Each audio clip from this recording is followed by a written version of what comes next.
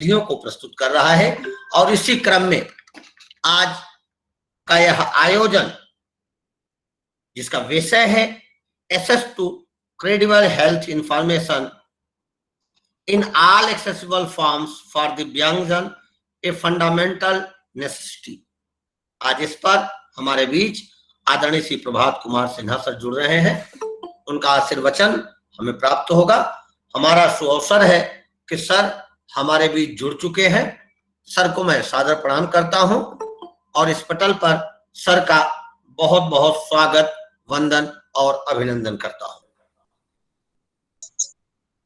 आज का यह विषय निश्चित ही स्वास्थ्यपरक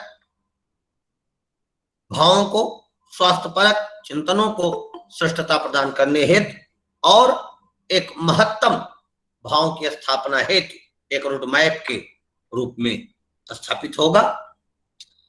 आज के हमारे चीफ गेस्ट और चीफ स्पीकर आदरणीय Shri Prabhat Kumar Sinha sir, head and patient advocacy Pfizer India में अपनी सेवाएं दे रहे हैं। एक बहुविशेषज्ञ के रूप में आप अपनी सेवाओं को प्रचारित और प्रसारित कर रहे हैं। सेवाजनों तक अपनी सेवाएं पहुंचाने में सदा प्रयत्नशील हैं।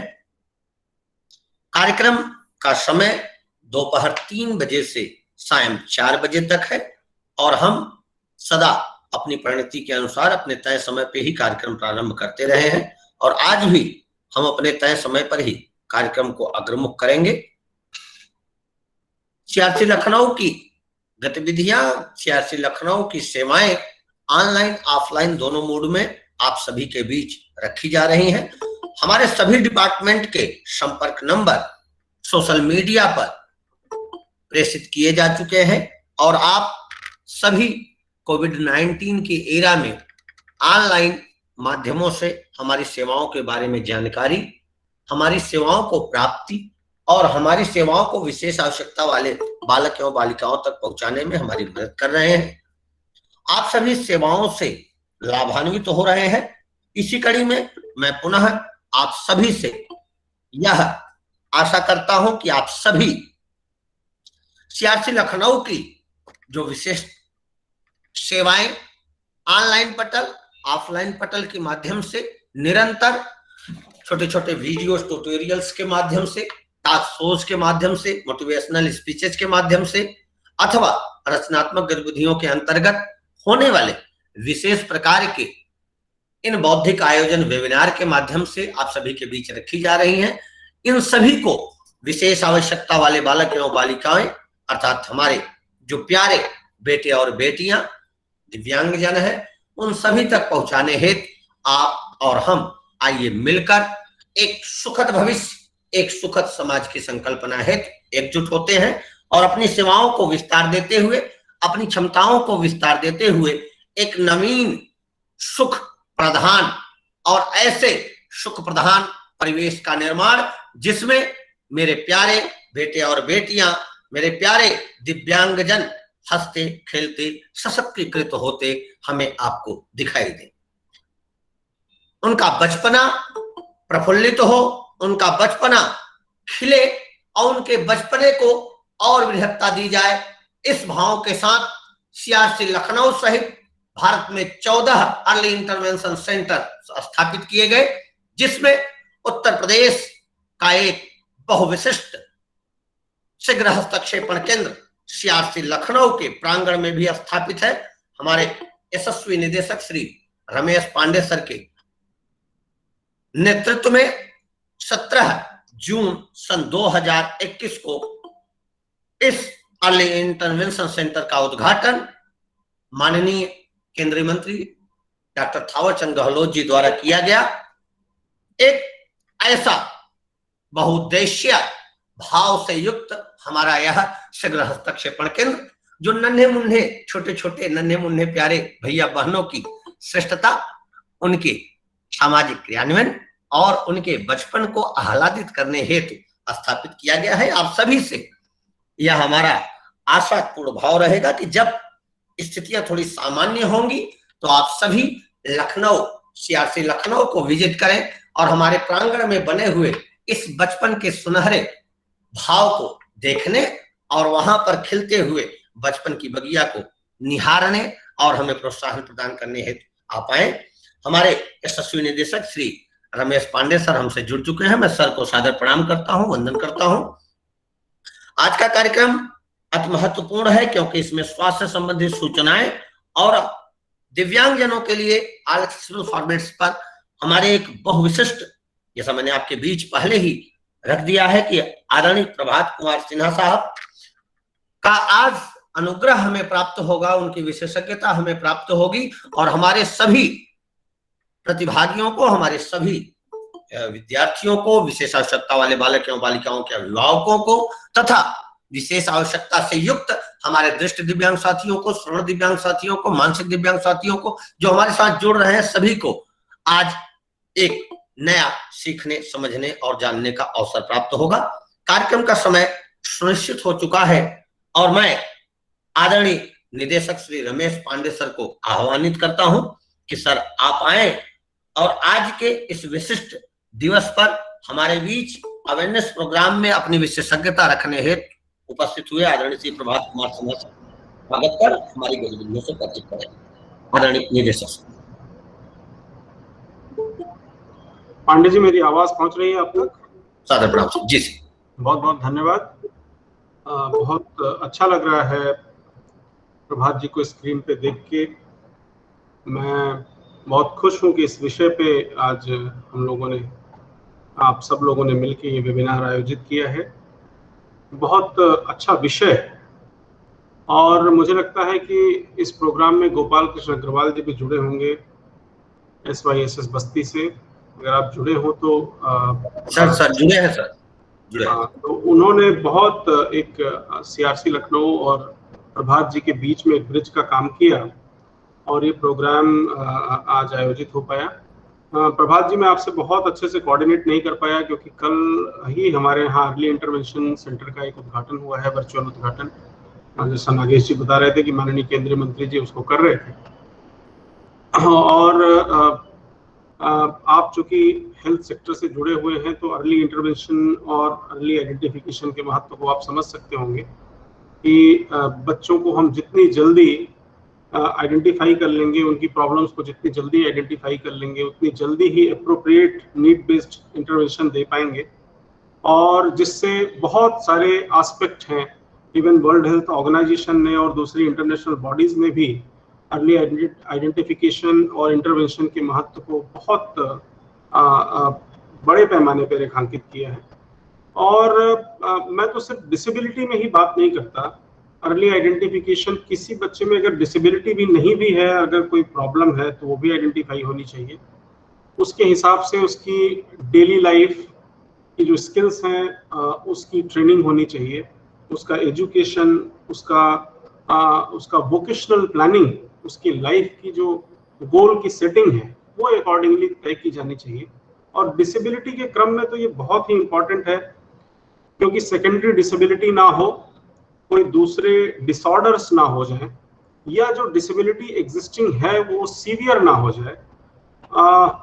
ये ऐसी स्थिति आने पे फैमिली की प्रोडक्टिविटी पे एक बहुत बड़ा असर पड़ता है और जो डिसेबिलिटी डिजीज बर्डन है वो बढ़ता है हमारी कम्युनिटी पे, हमारे देश में, हमारी दुनिया में। और जो सोशल सिक्योरिटी स्कीम्स में इन्वेस्टमेंट है किसी भी इकोनॉमी की वो बढ़ती है और वो सीधा सीधा इम्पैक्ट करता है हमारे देश की इकोनॉमी को। तो सोशल सिक्योरिटी स्कीम्स में जो बर्डन है उस बर्डन को हम जितना कम कर पाएंगे, देश की इकोनॉमी को सोशल सिक्योरिटी स्कीम्स में, ऐसी स्कीम्स में जिसको हम रिड्यूस करके, ऐसे प्रॉब्लम जिनको हम रिड्यूस करके कम कर सकते हैं, तो देश की उस इकोनॉमी को हम कहीं दूसरी जगह उसका उपयोग कर सकते हैं। इसीलिए बहुत ब्रॉड एक पर्सपेक्टिव लेके हम लोगों ने बहुत ही हाईटेक डेडिकेटेड, पहले भी हम लोग अर्ली इंटरवेंशन और आइडेंटिफिकेशन पे काम करते थे, लेकिन अब देश में 14 जगह बहुत ही डेडिकेटेड सेंटर हम लोगों ने शुरू किया है। उसमें 7 कंपोजिट रीजनल सेंटर्स हैं और 7 हमारे नेशनल इंस्टीट्यूट्स हैं। और सेकेंड फेज में हमारे मिनिस्ट्री की प्लानिंग है कि जो rest of the composite regional centres and national institutes हैं उनमें लॉन्च किया जाएगा। So Lucknow is one of them. I invite all of you. Prabhat साहब, आपको जब भी समय मिले आपको मेरी तरफ से बिल्कुल आमंत्रण है हमारे सीआरसी में कभी भी आने के लिए। आप जब भी लखनऊ आए यहाँ प्लीज जरूर आए। और हमने बहुत ही सुंदर और डेडिकेटेड फैसिलिटी बनाई है। मैं कोशिश करूंगा कि आगे से हमारे कोई प्रोग्राम हो तो नागेश जी आप छोटी सी स्लाइड रखें और हमारी फोटोज भी सबको दिखाएं इंट्रोडक्शन के टाइम पे, तो वो सबको सब ओरिएंट हो पाएंगे। प्रभात जी, मैं बहुत स्वागत करता हूं आपका अपने मिनिस्ट्री की तरफ से, ministry of social justice and empowerment, अपने department of empowerment of person with disabilities, अपने national institute, composite regional centre, हमारे दूसरे साथी ऑफिसर्स, हमारे सारे स्टाफ, हमारे बेनिफिशियरीज, पेरेंट्स, पार्टनर, सबकी तरफ से बहुत स्वागत करता हूं। गोपाल अग्रवाल जी, अगर आप भी जुड़े हैं तो मैं आपका भी बहुत स्वागत करता हूं, बहुत अभिनंदन करता हूं और बहुत धन्यवाद भी देता हूं कि आपने प्रभात जी को हम लोगों से कनेक्ट किया। की संकल्पना है ये 21 डिसेबिलिटीज जो हमारे एक्ट में है उनको, उनका रिहेबिलिटेशन, उनकी वोकेशनल ट्रेनिंग, उनकी थेरेपी, उनका एजुकेशन और उनके जीवन से जुड़े जो हमारी गवर्नमेंट ऑफ इंडिया की स्कीम्स हैं उसको इम्प्लीमेंट करना है। ये बेसिक हमारा जो ऑब्जेक्टिव है। और हम स्टेट लेवल सेंटर हैं, बट सीआरसी लखनऊ को अगर आप एनालाइज करें, आप भी नॉर्थ इंडिया से ही हैं, और जब देखें कि हम रूरली डोमिनेटेड सेंटर हैं, हमारे आसपास और ये हमारा जो जुरिडिक्शन है वो ज्यादातर गांव में है। तो पिछले जब से कोविड स्टार्ट हुआ, इसके पहले मैं गोरखपुर में था और गोरखपुर से मैं यहाँ आया, लखनऊ आया, मैंने ये देखा कि टेक्नोलॉजी एक चैलेंज जरूर है, लेकिन टेक्नोलॉजी जीवन को आसान भी बहुत करती है। और इसी टेक्नोलॉजी के माध्यम से हम लोगों ने हजारों लोगों तक इस वर्चुअल प्लेटफॉर्म से अपनी पहुंच बनाई है।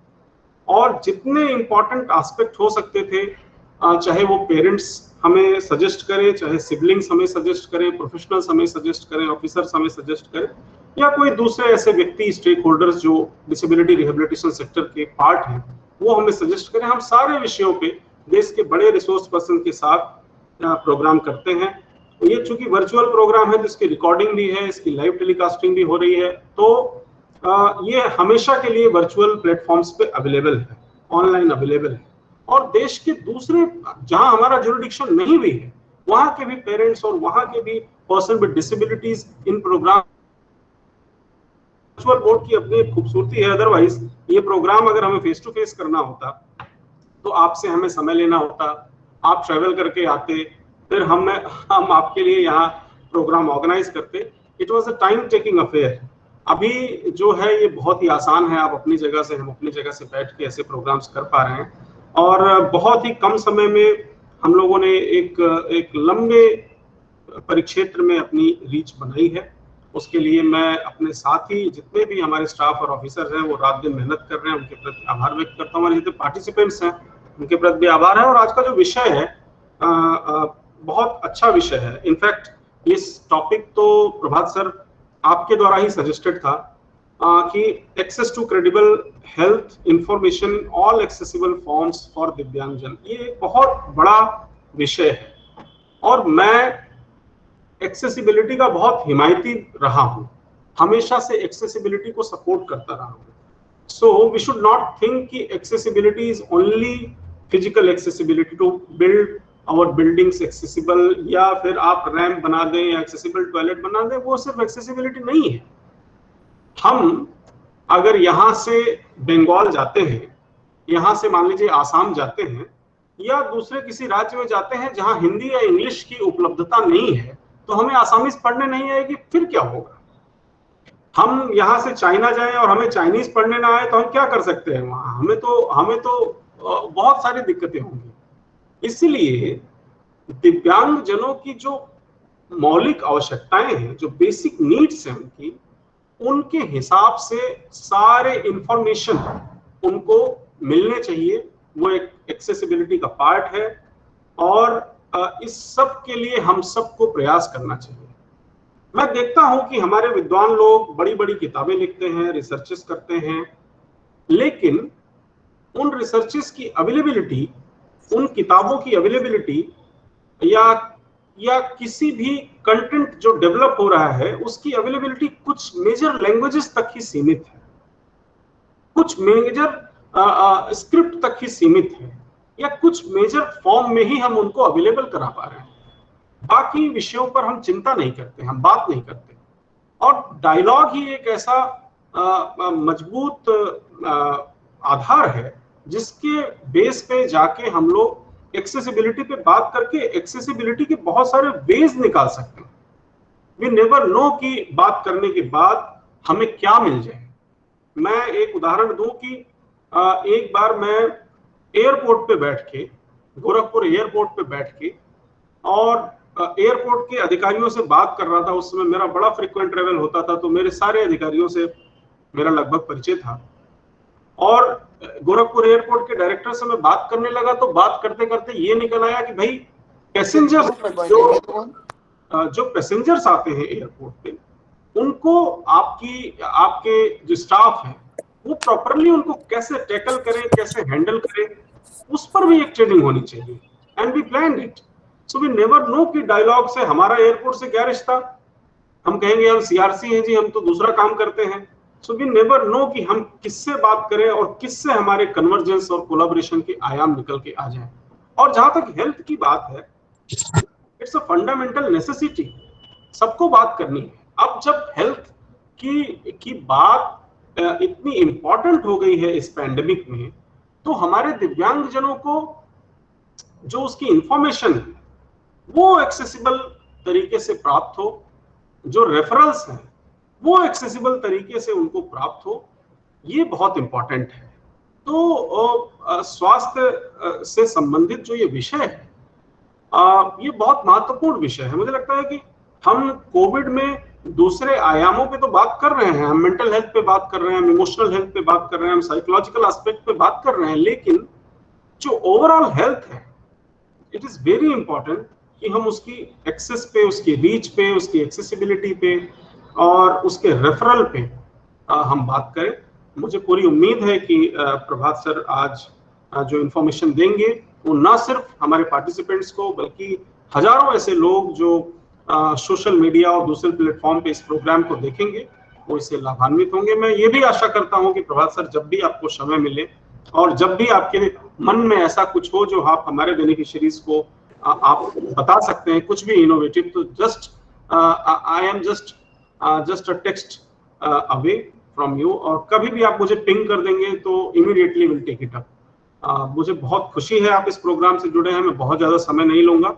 मैं फिर से आपका स्वागत करता हूं, मैं अपने सारे पार्टिसिपेंट्स का स्वागत करता हूं और अपने सभी स्टाफ ऑफिसर्स के प्रति आभार व्यक्त करते हुए सबको इस कार्यक्रम की शुभकामनाएं देता हूं। बहुत बहुत धन्यवाद। नमस्कार।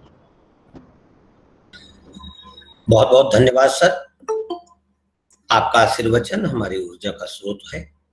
अब मैं कार्यक्रम में मुख्य अतिथि और मुख्य वक्ता के रूप में पधारे आदरणीय Shri Prabhat Kumar Sinha sir, head patient advocacy Pfizer India को सादर आमंत्रित करता हूं। सर आप आए और आज के विषय access to credible health information in all accessible format for दिव्यांगजन ए फंडामेंटल नेसेसिटी पर अपने महत्वपूर्ण भाव हमारे बीच रखे। आदरणीय प्रभात कुमार सिन्हा सर। नमस्कार। अगर कोई जस्ट एक बार कंफर्म कर दे कि मेरी आवाज आप तक पहुंच रही है अच्छे से। जी सर, स्पष्ट आवाज आ रही। Very good. आपके जैसी तो शायद मेरी आवाज नहीं हो पाएगी, बहुत ही बलिष्ठ और बहुत ही स्ट्रांग आवाज आपकी। तो सबसे पहले बहुत बहुत धन्यवाद मुझे इस कार्यक्रम में जोड़ने के लिए, विशेषकर रमेश पांडे जी का, डायरेक्टर सीआरसी लखनऊ का। सर आज मुझे ऐसा लग रहा है मैं लखनऊ वापस आया हूँ और कुछ पुराने लोगों से मिल रहा हूँ, बात कर रहा हूँ। गोपाल जी का विशेषकर शुक्रिया। पिछले, मुझे याद नहीं है गोपाल जी से 1 to 1 मुझे मिले हुए कम से कम 12, 14, 15 साल हो गए होंगे, लेकिन व्हाट्सएप, फोन, कभी भी वो संपर्क टूटा नहीं। और सिर्फ 2 करेक्शन है आज जो मेरा परिचय दिया गया। एक, मुझे नहीं आप मुख्य अतिथि समझे इस कार्यक्रम में और नहीं मुख्य वक्ता, क्योंकि इस कार्यक्रम के जो सबसे बड़े अतिथि हैं वो आप सारे लोग जो आज अपना टाइम निकाल के यहाँ पे इस विषय के ऊपर एक चर्चा, एक संवाद करने आए। और मैं आपको शायद बताने नहीं आया हूं, मैं आपसे समझने आया हूं कुछ आज। और इस आशा से आया हूं कि अगर कुछ समझ पाऊं तो शायद कुछ कर पाऊं इस डायरेक्शन में। कुछ सवाल है जो काफी साल से मेरे दिमाग में चल रहे हैं, और उसका एक इतिहास है कि क्यों चल रहे हैं। तो ये जो आने वाला जो 45 मिनट है, मैं पूरी 45 मिनट बात नहीं करने वाला हूं, मैं आपको भी आमंत्रित करने वाला हूं आपको अपने विचार रखने के लिए। क्योंकि मुझे, जैसा मैंने कहा, मैं जो आज का जो टॉपिक है वो है accessibility of information, credibility of information, और सबसे बड़ी इंफॉर्मेशन, जानकारी, उसकी सत्यता, उसकी प्रामाणिकता, और उसको एक्सेस कैसे करें। ये 3 विषय। इन तीनों विषय पे आपके क्या विचार हैं? और यहाँ पे बहुत सारे स्पेशल एजुकेटर हैं, बहुत सारे लोग हैं जो डिसेबिलिटी के क्षेत्र में, चाहे बच्चों के साथ जुड़े होंगे या अलग अलग क्षेत्रों के साथ में। तो जो जानकारी है, जो विशेषज्ञता है, वो आपके पास में है। तो आज उन सारी विशेषज्ञता को इकट्ठे लाते हैं। 45 मिनट के बाद अगर हमारे पास में 2 से 3 मुद्दे निकल के आएंगे जो मैं यहां से लेके जा सकता हूं और आप यहां से लेके जा सकते हैं, यही हमारा उद्देश्य रहेगा। चैट बॉक्स में अपने सवाल, अगर आप सहमत हैं, असहमत हैं, लिखें। मैं चैट बॉक्स मॉनिटर कर रहा हूं, जिससे मुझे पता चलेगा कि आप क्या बोलना चाह रहे हैं। जो चैट बॉक्स में नहीं लिख पाएंगे वो किसी भी टाइम पे एक समय के बाद मैं रुकूंगा और आपको बोलने के लिए आमंत्रित करूंगा, तो आप जरूर बोलें। मैं अपना एक थोड़ा सा परिचय देता हूं। मैं संजोग इत्तेफाक है, आज से करीब 20 साल पहले 2001 में मैं उत्तर प्रदेश के सीतापुर जिले से मैंने अपना प्रोफेशनल करियर शुरू किया था। उत्तर प्रदेश महिला कल्याण निगम में एक जिले का के प्रबंधक के रूप में मैंने ज्वाइन किया था 2001 में। और शायद आज वापस लखनऊ 20 साल के बाद आने का मौका मिला, वर्चुअली ही सही। उसके बाद करीब 2.5 साल सरकार के साथ कार्य करने के बाद मैंने एनजीओ सेक्टर में जाने का सोचा, और मैंने फिर करीब 10 साल स्वास्थ्य से जुड़े जो अंतर्राष्ट्रीय संस्थाएं हैं उनके साथ काम किया, चाहे वो केयर इंडिया रहा हो, और उसके बाद काफी लंबे समय तक मैंने 7 साल तक करीब साइट सेवर्स इंटरनेशनल के साथ काम किया। और तब मेरी मुलाकात गोपाल जी से हुई। मेरी मुलाकात आप बहुत सारे ऐसे लोगों से हुई जिन्होंने मुझे जिंदगी को जीने का एक नया तजुर्बा दिया, एक नई दिशा दी, और समझने के लिए मजबूर किया कि नॉर्मल इज एक्स्ट्राऑर्डिनरी। बहुत सारे टीचर रहे मुझे, बहुत सारे गुरु रहे हैं, जिसमें एक मेरे गुरु रहे हैं केतन कोठारी, जो साइट सर्विस में मेरे साथ काम करते थे। एक्सेसिबिलिटी चैलेंजेस बहुत सारे, उनके साथ देश विदेश जब गया, उनके साथ रूम शेयर किया, तब समझा कि चीजें होती क्या है। 7 साल साइट सर्विस में अलग अलग जगह, भोपाल, लखनऊ, जयपुर, अलग अलग क्षेत्र में काम करने के बाद मैं पिछले 10 साल से हेल्थ केयर इंडस्ट्री में जुड़ा हुआ हूँ। पहले एलाई लिली करके एक कंपनी है जो डायबिटीज पे काम करती है, नॉन कम्युनिकेबल डिजीज पे, उस पे काम किया। फिर करीब 7-8 साल मैंने नोवार्टिस में काम किया, और अभी मैं पिछले 1 महीने से फाइजर के साथ जुड़ा हुआ हूँ। लेकिन आज मैं यहाँ पे किसी कंपनी या किसी ऑर्गेनाइजेशन के प्रतिनिधि के रूप में नहीं आया हूँ। आज एक व्यक्तिगत तौर पे आपसे संवाद करने आया हूँ, आपसे सीखने आया हूँ। और कारण यह है कि जो मैंने पिछले 20 साल में देखा है, स्वास्थ्य, व्यक्ति, विकलांगता, इन तीनों के बीच में बहुत बड़ा गैप है। और इसीलिए आज मैं बात करने वाला हूं उस व्यक्ति की जो उस दिव्यांग जन में आप देखते हैं या भूल जाते हैं। मैं आज उस डिसेबिलिटी के बारे में बात नहीं करने आया हूं। आज मैं बात करने आया हूं उस व्यक्ति के बारे जिसके अंदर हम सिर्फ उसकी विकलांगता की बात करते हैं और उसकी विकलांगता के से जुड़े चीजों को एड्रेस करते हैं। अगर कोई विजुअली इंपेयर्ड व्यक्ति है तो हम बोलते हैं कि इन्हें ब्रेल सिखाते हैं, इनको मोबिलिटी ओरिएंटेशन की ट्रेनिंग देते हैं। लेकिन एक व्यक्ति के तौर पे उनकी बहुत सारी जरूरतें, बहुत सारी नीड होती है। क्या उन सारी जरूरतों को, उन सारे मुद्दों को हम उतने ही तन्मयता से एड्रेस करते हैं क्या? आज इस पे बात करूंगा। आज 19 जून है, विश्व सिकल सेल दिवस है। श्री पांडे सर ने चर्चा करी 21 विकलांगता, उसमें से एक विकलांगता जिसको नए डिसेबिलिटी एक्ट में ऐड किया गया है वो है सिकल सेल डिजीज, जो अन्य ब्लड डिसऑर्डर के साथ में। और उस पर हम बात करते हैं कि ये विकलांगता तो है, लेकिन अगर इस विकलांगता से जी रहा व्यक्ति अगर उसको अच्छा ट्रीटमेंट नहीं मिले तो वो तीसरे दशक में जाते जाते जिंदा ही नहीं रहता है। तो उसको विकलांगता का सर्टिफिकेट या विकलांगता से मिली नौकरी उसके किस काम की? सबसे पहले उसके लिए जरूरी है जीना, सबसे पहले है जिंदा रहना, और उसके बाद उसके सारे जो दूसरे कॉम्प्लिकेशन है उसको दूर करना। 3 घंटे से भारत सरकार की एक मीटिंग थी, सुबह हो रही थी, यही चर्चा हुई। लेकिन उस व्यक्ति के क्या नीड होते हैं? तो आइए अब मैं, और जैसा मैंने कहा, मैंने आज के पास में मैंने कोई स्लाइड नहीं लाया, कोई पावर पॉइंट प्रेजेंटेशन नहीं है। मैं रुकना चाहता हूं यहाँ पे, और आप में से अगर यहाँ पे कोई विजुअल इंपेयर्ड पर्सन इस मीटिंग में है, मैं आपसे रिक्वेस्ट करता हूं आप अपने आप को अनम्यूट करें और मुझे बताएं कि क्या आपको या आपका क्या अनुभव रहता है स्वास्थ्य से संबंधित इशू, जैसे कैंसर के बारे, वैक्सीनेशन के बारे, डायबिटीज के बारे, हाइपरटेंशन के बारे। इन सारे मुद्दों पे क्या आपको जानकारी मिलती है, मुश्किल होती है, नहीं मिलती है? मैं आपसे जानना चाहता हूं। पहले, इसके पहले कि मैं कुछ बोलना चाहूं, तो इस में कोई भी ऐसा व्यक्ति जो प्रिंट नहीं पढ़ सकता है, अगर आप अपने आप को अनम्यूट करें और कुछ अपने विचार शेयर करना चाहें तो आप आमंत्रित हैं।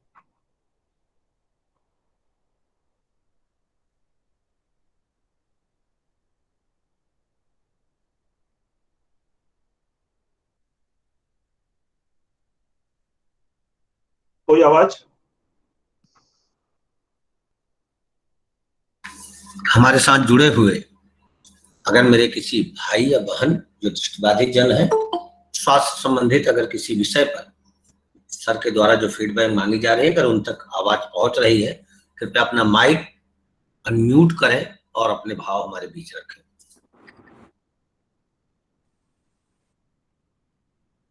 सरिता सिंह, ये आई थिंक मैं एक हैंड रेज देख रहा हूँ, शायद आप बोलना चाह रही हैं। सरिता जी, माइक अनम्यूट करें।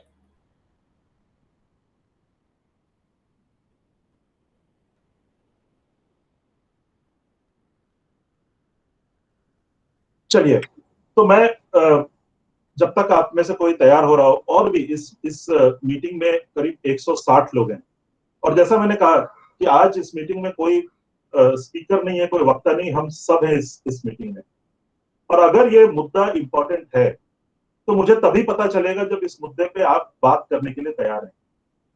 नहीं तो ये हजारों वेबिनार में से एक वेबिनार होगा जहां कोई एक इंफॉर्मेशन देता है, और वो इंफॉर्मेशन आप तक पहुंच रही है कि नहीं, आपके लिए एक्सेसिबल है कि नहीं, क्रेडिबल है कि नहीं, इंफॉर्मेशन भी है कि नहीं, मुझे नहीं पता। तो कोई भी इस 159 लोगों में से, आप में से कोई भी अगर शेयर करना चाहे इस विषय पे कि प्लीज। श्वेता श्रीवास्तव।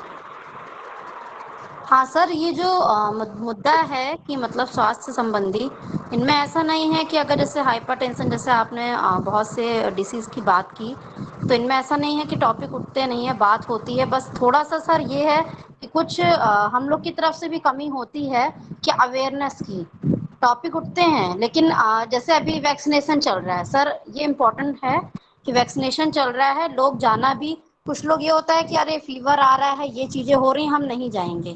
बहुत से हैं, मैंने अभी वैक्सीनेशन कराया, वहाँ पे मैंने देखा, मैं एपीएस में हूँ, आर्मी स्कूल में, तो वहाँ पे लोग की थी थिंकिंग कि वहाँ पे भीड़ बहुत लग रही है, अरे टाइम बहुत लग रहा है, और फिर स्वास्थ्य संबंधी बुखार आ रहा है, किसी को और प्रॉब्लम्स हो रही हैं, तो इसकी वजह से फैमिली में भी होते हैं लोग की, मतलब आपकी society, family in the means society, वहां से लोग भी, आप लोग को ये रहता है कि अरे ये मत लगवाओ, जरूरी नहीं है कि इसको करने के बाद कोरोना ना ही हो या डेथ भी हो रही है। तो मतलब एक मिसकंसेप्शन वो चीज आगे फॉरवर्ड हो रही है कि ऐसा नहीं है कि कोरोना नहीं होगा, वैक्सीनेशन लगने में कोरोना नहीं होता है। तो ये चीजें हो रही हैं। तो ये इससे भी है कि ऐसा नहीं है कि गवर्नमेंट ने किया नहीं है, क्या स्टम हर जगह लग नहीं रहे हैं, बेस हॉस्पिटल है या कमांड है या कहीं पे भी हमने देखा है, या गाँव में है। लेकिन बस ये है कि लोगों में अवेयरनेस उस चीज को लेके, हमने लगवाया, हमने दूसरों को उस चीज को पॉजिटिव बताया कि नहीं ऐसा कुछ नहीं है, फीवर आ रहा है, कुछ है, थोड़े से हेल्थ इश्यूज हैं, बट इट्स ओके। बट आगे जो लोग होते हैं जिनमें निगेटिविटी है, क्या अरे कुछ नहीं हो रहा है, बिना वैक्सीनेशन के क्या हम लोग जी नहीं रहे हैं, थैंक यू ये चीज। श्वेता जी, थैंक यू अपने विचार रखने के लिए, तो थैंक यू सो मच। और जो सबसे पहले बोलने की हिम्मत करता है किसी भी मीटिंग में, हाँ, वो पहला व्यक्ति, क्योंकि पहला व्यक्ति जो बोलता है उसके बाद शायद बहुत लोगों को ताकत मिलती है, एनर्जी भी आती है। So Shweta ji, special thank you to you. Right so now, much, anybody sir. Else, किसी कोई और इस विषय पे? और मैं वापिस एक बार दोहराता हूं कि मैं सिर्फ एक, वैसे तो इंफॉर्मेशन सबके लिए जरूरी है, बट मैं विशेषकर जानना चाह रहा हूं कि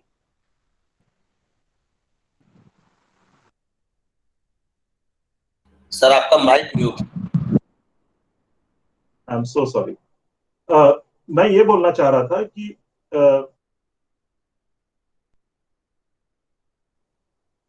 मेरा माइक, आई थिंक किसी और के पास भी कंट्रोल है, वो अपने आप म्यूट भी हो रहा है। एनीवे, सो मैं ये जानना चाह रहा था कि कुछ ऐसे व्यक्ति जो प्रिंट नहीं पढ़ पाते हैं, क्या उनसे, उनके लिए इंफॉर्मेशन का एक्सेस या क्रेडिबल इंफॉर्मेशन का एक्सेस आपको मुद्दा लगता है जमीन पे?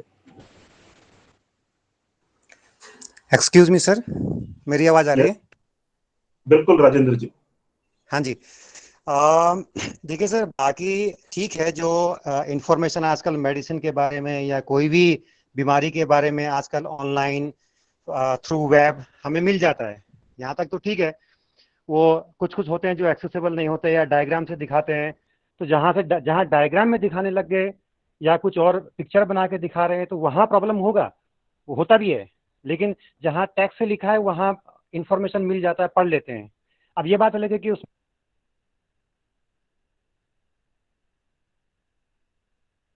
राजेंद्र सर आपका माइक म्यूट हो गया है। कोई कर रहा है लगता है, मतलब अगर टेक्निकल टर्मिनोलॉजी जो है, अगर वो बहुत स्ट्रॉन्ग टर्मिनोलॉजी लिखा हुआ है, बिल्कुल प्योरली लेमैन के हिसाब से नहीं लिखा है, तो वहाँ प्रॉब्लम होगी। वो सब तो सबके साथ है। लेकिन जो विजुअली इम्पेयर्ड के लिए एक प्रॉब्लम ये भी है, मान लीजिए हम दवाई लेने गए, मेडिसिन लेने गए, तो अब वो उसने मेडिसिन तो दे दी, अब वो वाकई में वही मेडिसिन है, एक ही जो है तरह के मेडिसिन अलग अलग कंपनियों के भी आते हैं। अब डॉक्टर ने एक लिखा हुआ है एक मेडिसिन, उसी का थोड़ा सा मिलता जुलता कोई दूसरा भी आ जाता है। तो अब ये क्रेडिबिलिटी वहाँ नहीं हो पाता है कि उसने दिया तो वाकई में क्या दिया, क्योंकि उस डिब्बे में या उस जो पैकेट्स हैं, पैकेट्स में ऐसे कोई एक्सेसिबिलिटी फीचर्स नहीं है जिसके कारण से हम वो इंफॉर्मेशन जो वाकई में जो दवाई दिया है वो एक्सेस कर पाए। यहाँ सबसे बड़ी प्रॉब्लम है। मुझे लगता है कि यहाँ इंफॉर्मेशन थोड़ा होना चाहिए किसी ना किसी रूप में। आजकल बहुत सारी टेक्नोलॉजी है और उसके थ्रू यहाँ पर कुछ इंसर्ट करना चाहिए इंफॉर्मेशन को, जिससे कि क्रेडिबिलिटी बना रहे। Thank you. राजेंद्र जी, बहुत बहुत धन्यवाद। आपने दो तीन बातें कही और आई थिंक आप, राजेंद्र जी, आप थोड़ा सा मुझे अपना परिचय बताइए, आप करते क्या हैं? मैं सर यहाँ NIPVD जो national institute for the empowerment of visual empire handicapped है, डिसेबिलिटी है, सॉरी, देहरादून में आपने कभी सुना होगा NIPVD, पहले NIVS था इसका नाम। तो वहाँ पर मैं एक्सेसिबल एजुकेटर हूँ, एक्सेसिबल टेक्नोलॉजी का एजुकेटर हूँ। बिल्कुल। और ये सारे मुद्दे बहुत इंपॉर्टेंट मुद्दे। आपने जैसे कहा कि अगर मैं एक दवा का बॉक्स लेके आता हूं तो मैं हर समय किसी और के ऊपर डिपेंडेंट हूं ये बताने के लिए कि मैं क्या खा रहा हूं, क्योंकि उसके अंदर कोई भी ऐसी, मैं पता नहीं आप में से किसी ने, मैं करीब 15 साल पहले जयपुर में काम करता था और मेरे ऑफिस में साइट सेवर्स में मेरे एक बहुत ही काबिल प्रोग्राम ऑफिसर को मैंने रखा था। उनका नाम था जगदीश जी। लखनऊ महाराष्ट्र से थे। एनएबी बॉम्बे में काफी दिन काम किया था और मुझे एक प्रोग्राम ऑफिसर की जरूरत थी। राजस्थान में बहुत सारे लोग इंटरव्यू देने के लिए आए थे। जगदीश जी आए थे। जगदीश जी और उनकी वाइफ दोनों विजुअली इम्पेयर्ड थी और उस इंटरव्यू में मैंने जगदीश जी को चुना उस कार्यक्रम को करने के लिए। इंक्लूसिव एजुकेशन का कार्यक्रम था राजस्थान में। जगदीश जी और उनकी वाइफ दोनों मुंबई से अपने 2 बच्चों के साथ जयपुर आए। काफी दिन लगे घर ढूंढने में, क्योंकि कोई घर देने के लिए तैयार नहीं था। उनको लगता था कि 2 विजुअल इम्पेयर्ड घर पे रह कैसे सकते हैं। खैर किसी तरह घर मिला। तब शायद मुझे ये कभी समझ में नहीं आया होगा कि वो अपने घर पे वो बच्चे जब रोते थे तो उनको दवाई कैसे देते थे, कौन सा सिरप किसको देना है। हम और आप शायद कभी सोचते भी नहीं है कि गलती से भी अगर एक दवा की जगह दूसरी दवा, क्वांटिटी में फर्क, तो वो सेम दवा नुकसान भी कर सकती है। लेकिन कैसे जगदीश जी वो, आई थिंक कोई माइक को बीच में म्यूट कर रहे हैं, तो रिक्वेस्ट है कि मैं ये बोल रहा था कि वो दवा का ओवरडोज, कम डोज, सही गलत दवा, शायद वो जानलेवा हो सकता है किसी के लिए, लेकिन जगदीश जी वो मैनेज करते थे। मुझे याद है मैं केतन जी के साथ कई बार ट्रैवल में जाता था, तो मैं जब लौट के आता था तो कोई ना कोई सामान छोड़ के आता था होटल में, और उसी कमरे में केतन का कोई भी सामान नहीं छूटता था। He always used to return home with all the assets. So मेरे को बोलता था आपको दिखता है ना, इसीलिए आप केयरलेस हैं। और बिल्कुल सही। मैंने बहुत कुछ सीखा कि रूम के अंदर जाने के बाद पूरे कमरे में शायद सामान फैलाओ मत, वहीं रखो जहां पे उठा सकते हो, भूलो नहीं।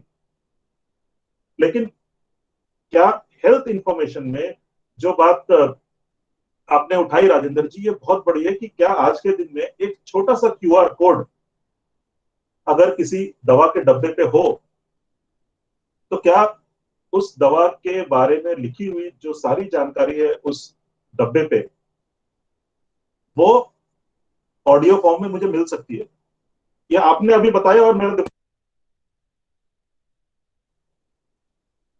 मुझे ऐसा लग रहा है कि ये क्या हो सकता है। ये सवाल है, मेरे पास आंसर नहीं है, लेकिन शायद हाँ किसी जी, के लिए ये बहुत इंपॉर्टेंट है।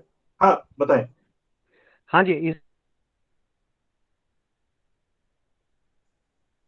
राजेंद्र जी बताएं। माइक ऑफ हो जा रहा है, पता नहीं क्यों आज।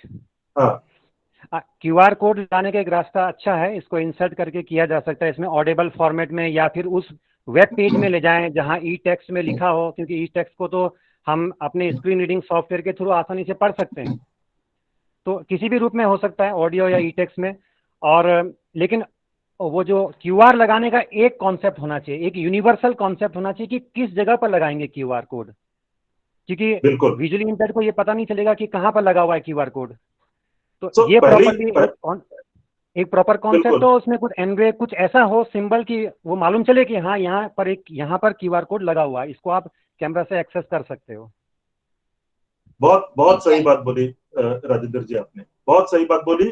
पहला स्टेप है कि ये, और आप सब लोग एक्सेसिबिलिटी पे काम करते हैं, पहली सीढ़ी ये होती है कि पहले ये महसूस करना कि ये जरूरत है, ये नीड है। अगर ये स्टैब्लिश होता है कि yes this is something that we need, this is required, ये जरूरी है, then next step is how to do it. आज बात करते हैं कि क्या ये नीड है, क्या जरूरत है, और सॉल्यूशन हो सकते हैं। जैसा आपने बहुत अच्छे से बोला, QR कोड होना चाहिए। आप में से जिसने बुलेट मोटरसाइकिल चलाई होगी उनको मालूम होगा कि मेरे हाथ में आज भी एक निशान है। जब मैं स्कूल में कॉलेज में पढ़ता था तो मेरे पास एक यज़दी मोटरसाइकिल हुआ करती थी, और मेरे किसी साथी ने बुलेट मोटरसाइकिल लाके दी, और मैं सोचा मैं चला लेता हूँ बुलेट। लेकिन मुझे मालूम नहीं था कि उसके अंदर जो ब्रेक और गियर जो है वो उल्टा होता था। मैं बुलेट मोटरसाइकिल लेके आगे गया और जाके मैंने एक दीवार पे धक्का मारा। खुशकिस्मती से किसी को धक्का नहीं मारा और एक्सीडेंट हुआ था। मेरे हाथ में आज भी वो निशान है, करीब 35 साल पुराना, सिर्फ इसलिए कि उस मोटरसाइकिल के अंदर में डिजाइन जो था, जो यूनिवर्सल नहीं था, उल्टा था। और वो बहुत इंपॉर्टेंट है। और राजेंद्र जी आपने जो कहा वो बहुत इंपॉर्टेंट है। क्यों? क्योंकि क्यूआर कोड हो लेकिन उसका पता ही नहीं चले अगर वो डब्बा खरीद के ले जाए। लेकिन अगर मुझे मालूम है कि क्यूआर कोड है तो शायद ढूंढ लूंगा। सो एक इंफॉर्मेशन निकल के आई कि हाँ, शायद उस पैक के ऊपर भी एक्सेसिबिलिटी फीचर हो सकते हैं। और कोई विचार किसी के जहन में आ रही है, कोई और शेयर करना चाहते हैं तो प्लीज अनम्यूट करें। हाँ जी and sir, good afternoon sir. मैं रोहित गुप्ता, एमफिल स्कॉलर हूँ साइकियाट्रिक सोशल वर्क में, doctor Ram Manohar Lohia hospital New Delhi से। सर मैं क्योंकि साइकियाट्री यूनिट में काम करता हूँ, तो जो वेलफेयर के लिए हम लोग काम करते हैं, डिसेबिलिटीज सर्टिफिकेट इशूज कराने के लिए उनको इंफॉर्मेटिव काउंसलिंग करते हैं। तो उसमें मोस्ट ऑफ द प्रॉब्लम, जो कॉमन प्रॉब्लम समझ में ये आ रहा है अभी तक के ऑब्जर्वेशन में, 2 साल के मेरे एक्सपीरियंस में, कि लोगों को इंफॉर्मेशन की इनएक्सेसिबिलिटी है। उनको एक जगह एक प्लेटफॉर्म पे इंफॉर्मेशन का क्या प्रोसेस है, डिसेबिलिटी सर्टिफिकेशन का क्या पॉसिबल बेनिफिट्स हैं, और उसके अलावा सबसे इम्पोर्टेंट चीज ये है सर कि जैसे कि हमारा UDID वेबसाइट है, तो वहाँ पे सारे स्टेट का एक जगह पे इंफॉर्मेशन नहीं प्रोवाइड है। तो on the behalf of your platform आप रिक्वेस्ट कर सकते हैं उनको कि इसको और एक्सेसिबल बनाया जाए।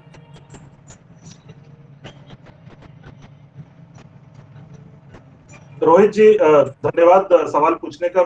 शायद आपका सवाल जो है ऑर्गेनाइजर जो है वो नोट करेंगे और किसी दूसरे फोरम में उसका आंसर होगा, क्योंकि आज के इस फोरम पे मैं इस सवाल का आंसर देने के लिए सक्षम नहीं हूं। सो बट क्योंकि हम बात कर रहे हैं आज इंफॉर्मेशन एक्सेस जो है वो health related, so thank you for asking this question. और कोई आप में से कोई और वापस उसी मुद्दे पे आते हैं जिसपे राजेंद्र जी ने एक पक्ष रखा। आप में से कोई और इस विषय पे कुछ बोलना चाहेंगे? सर नमस्कार, राजीव रंजन बात कर रहा था। सर जी हाँ। बात कर रहे थे डिफरेंटली एबल्ड के लिए कि एक्सेसिबिलिटी, इवन मेरा जो ऑब्जर्वेशन रहा है खास करके इस कोविड-19 में, इवन जब हम लोग मेडिसिन लेने जाते हैं, मान लीजिए प्रिस्क्राइब्ड मेडिसिन है एंड इट्स एग्जांपल लाइक अभी चल रहा था जिंकोविट एंड ऑल मल्टीविटामिन्स में, तो दुकान वाले इवन लोगों को ये बोल रहे थे Zincovit is not available, you take this medicine, इसमें ये सारे। But how we know, like okay, हम लोग मत दिखाएं कि चलिए हम लोग बोलते हैं हाईली एजुकेटेड है, सोसाइटी में कुछ है, सक्षम है, तो even we don't know whether the compositions are the same, because shop के वो जो मेडिकल स्टोर वाले तो उनको से medicine, but it's very difficult to know whether the of that medicine is the same or different। ये एक कहीं ना कहीं लगता है कि हमें जो इवन अल्टरनेटिव मेडिसिन जो देते हैं उसके लिए भी कुछ हमें सोचना चाहिए। जैसा भी हम लोग QR कोड की बात कर रहे थे, तो QR कोड में this composition should also to be added, तो क्या होगा सर, थोड़ा बेटर रहेगा। तो एक ये था सर, क्योंकि मैं बहुत नजदीक से इस चीज को फील किया हूँ। मोस्टली 19 में तो ऐसे चल रहा था कि बस कुछ भी लो, ये मेडिसिन नहीं, गार्गलिंग के लिए सर वो आता है एक भूल गया मैं उसका नाम, उसके बदले कुछ और दे रहे हैं, जिंकोविट के बदले कुछ और। मैं अपने कलीग के लिए 2-3 बार दुकान पे दौड़ा, वो ऐसे बात कर रहा है। So sir this what I found is very challenging. तो सोच सक्षम है इनके लिए मुश्किल है, तो what about that people with differently abled person जो जिनका है वो। और सर एक पॉइंट और है, रिसीड और आंसर। लोग बोलते हैं SpO2 मॉनिटर कर, एग्जाम्पल हेल्थ में फीवर है मॉनिटर कर लो, बट SpO2 नोमेनक्लेचर मान लीजिए ठीक है हम लोग देख पा रहे हैं 95 एंड अबव फाइन है, but how about the exactly normative, ये कहाँ है? Who is providing this? इधर द प्रिस्क्राइबिंग अथॉरिटी और मेडिसिन अथॉरिटी और सेलर का काम है बेचना, वो बेच के रख देते हैं, but problem is whether it is authenticate the display और द रीड। ये बहुत सारे इसमें इंस्ट्रूमेंटल में भी what I feel is we need to work on it, accessibility on this, everything should be clear कि ओके ये इंस्ट्रूमेंट हम खरीद रहे हैं, इसका ये नॉर्मेटिव है, and what it is like plus minus 10, like example we get blood sample and all there, even though we Rajiv ji, don't know हम लोग जी राजीव जी, थैंक यू। सो मैं समझ गया आप क्या बोल रहे हैं, और सॉरी आपको मैं बीच में रोक रहा हूँ क्योंकि कुछ बातें हैं जो छूट नहीं जाए, इसलिए समय का पाबंदी है। जी जी आई थिंक आपने जो मुद्दा रखा वो बहुत इंपॉर्टेंट है। मैं घूम के वापस वहीं पे आता हूँ कि कुछ ऐसे विषय हैं जो हम और आप सबके लिए इंपॉर्टेंट है, ठीक है जी। दो चीजें बहुत इंपॉर्टेंट है। एक है, आप में से कोई डॉक्टर गूगल से मिलते हैं या नहीं मिलते हैं? मिलते हैं, सारे लोग मिलते हैं। कुछ भी हो आज के दिन में हम सबसे पहले जाते हैं गूगल पे और डॉक्टर गूगल से पूछते हैं, उनके ऊपर सबसे ज्यादा भरोसा करते हैं। और दूसरा, व्हाट्सएप यूनिवर्सिटी का मेंबर है हम सारे लोग, और बहुत सारी डिग्रियां हैं हमारे पास। तो इसमें कोई पर्सन विद डिसेबिलिटी है या नहीं है, ये रोग, ये वायरस, ये बैक्टीरिया तो हम सबके पास में। इशू ये है कि यही मेरा जो मैं बार बोल रहा था कि मैं 3 बातें थी, एक्सेसिबिलिटी, क्रेडिबिलिटी और इंफॉर्मेशन। हम सिर्फ बीमारी होने के बाद की बात क्यों कर रहे हैं? हम बीमार होने के पहले हमें डायबिटीज के रिस्क फैक्टर मालूम होने चाहिए। एक विजुअल इंपेयर्ड महिला को एडोलेसेंट एज में, वयस्कता के एज में, पोस्ट मेनोपॉज के एज में, उनके भाषा में इंफॉर्मेशन मिलनी चाहिए कि वो किसी भी दूसरे नॉन कम्युनिकेबल डिजीज के लिए शायद किसी दूसरे व्यक्ति से ज्यादा रिस्क फैक्टर है उनमें। लेकिन ये सब आज के दिन में मेरे पास तो मैंने कोई ऐसी इंफॉर्मेशन या कोई ऐसा रिसर्च देखा नहीं कि कोई स्टडी बोलती है कि नहीं, अगर 100 लोगों को स्टडी करो तो उसमें से कितने लोग हैं जिनको की ब्लड शुगर या ब्लड प्रेशर की बीमारी है। मैं उन्हीं जगदीश जी को याद करता हूं और हर समय याद करता हूं, क्योंकि जगदीश जी एक बहुत अच्छी नौकरी पाने के बाद साइट सेवर्स में, उनकी वाइफ को बैंक में नौकरी हुई, लेकिन जगदीश जी, एक दिन मुझे पता चला कि उनको हार्ट अटैक हो गया और जगदीश जी नहीं रहे। बहुत ही यंग एज में जब उनकी जिंदगी शुरू हुई थी, वो नहीं रहे क्योंकि उनको हार्ट अटैक आया। क्या उनको उनके भाषा में इंफॉर्मेशन मिली? वो तो शायद दूसरे बच्चों को ब्रेल की किताबें, लो विजन के डिवाइसेस, उसमें व्यस्त थे, लेकिन अपने बारे में, अपने स्वास्थ्य की जानकारी उनके अपने भाषा में क्रेडिबल और एक्सेसिबल फॉर्म में क्या उपलब्ध थी? क्या हम उस इंफॉर्मेशन को उतना ही महत्व देते हैं? हाँ या नहीं मुझे नहीं मालूम। लेकिन अगर ब्रेस्ट, आज सिकल सेल डे है, उड़ीसा का एक लड़का मुझे मिला, उसका नाम प्रीत प्रियो है। वो विजुअल इंपेयर्ड है और उसको सिकल सेल डिजीज भी है। उसको ब्रेल भी पढ़ना है और सिकल सेल का इलाज भी करना है।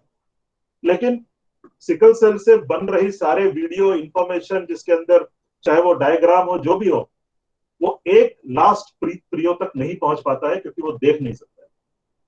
लेकिन वो एक है।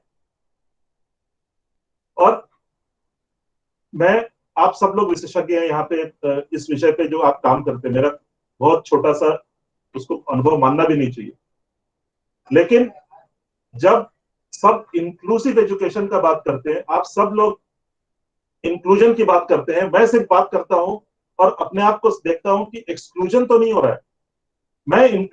एक ऑप्शन हो सकता है कि इंक्लूसिविटी को बढ़ाया जाए, दूसरा ऑप्शन हो सकता है एक्सक्लूसिविटी को कम किया जाए। इंक्लूसिविटी को बढ़ाने वाले बहुत चंद लोग हैं, लेकिन एक्सक्लूसिविटी को बढ़ाने वाले बहुत लोग हैं, जिसमें मैं भी हूं।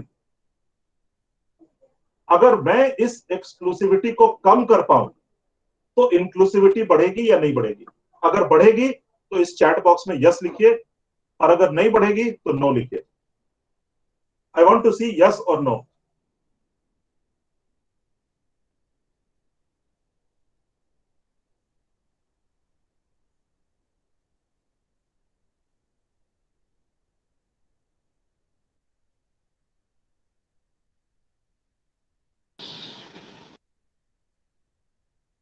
माइक म्यूट है सर आपका।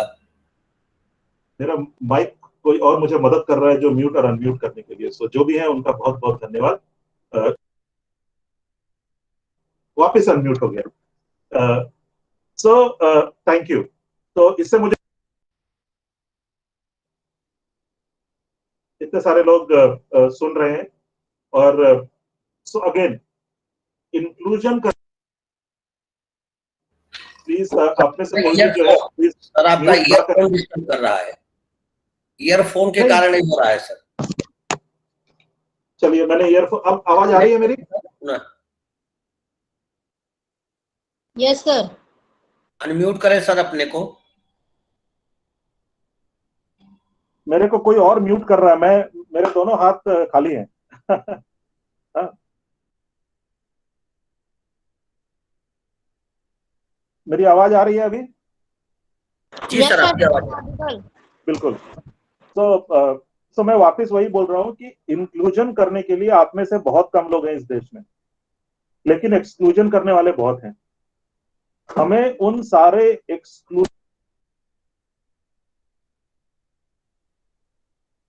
लोगों तक पहुंचना है और उनसे ये बात करनी है, चर्चा करनी। क्या हम इस एक्सक्लूजन को कम कर सकते हैं क्या?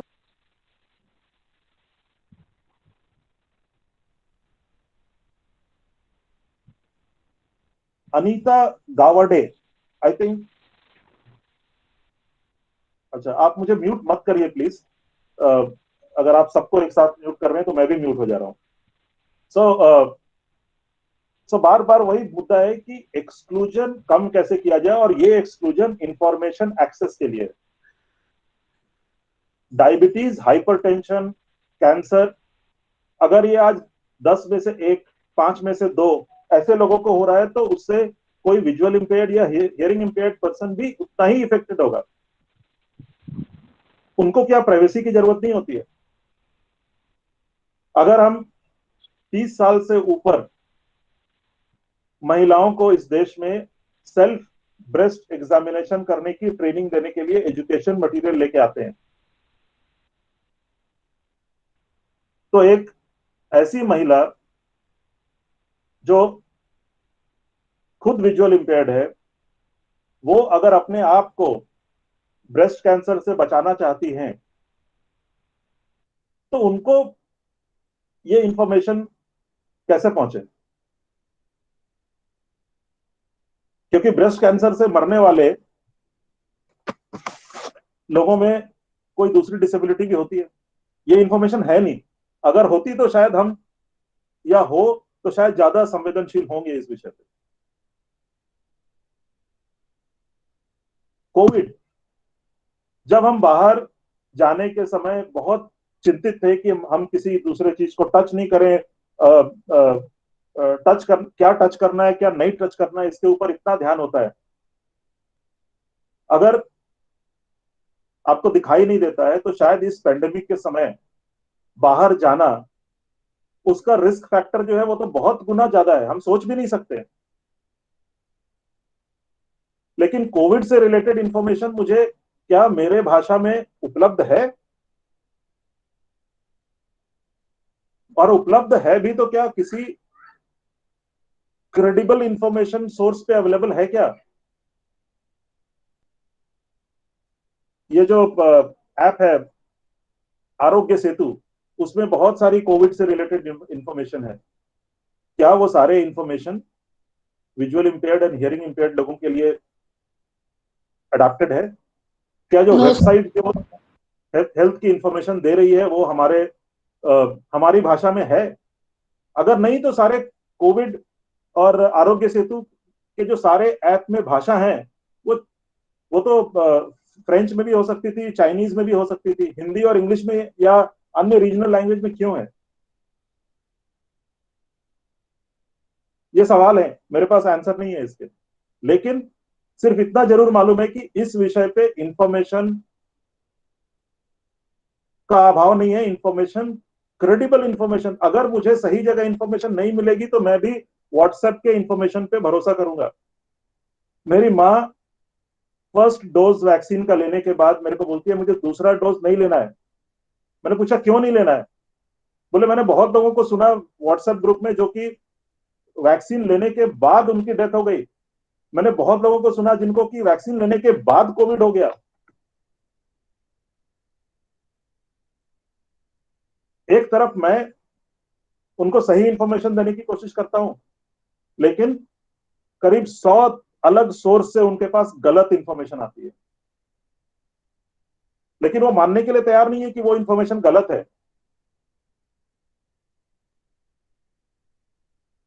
तो वो 100 और 1, वो 100 और 1 में से वो चुनती है जो वो चुनना चाहती है, और इसीलिए वो गलत डिसीजन लेती है। तो क्या सारे इंफॉर्मेशन, और आज अनफॉर्चुनेटली एक्सेस टू इंफॉर्मेशन इतना ज्यादा हो गया है, जो अच्छा भी है बट खराब भी है, क्योंकि सारे इंफॉर्मेशन सोर्स जो है वो क्रेडिबल नहीं है, सारे इंफॉर्मेशन भी सही नहीं है।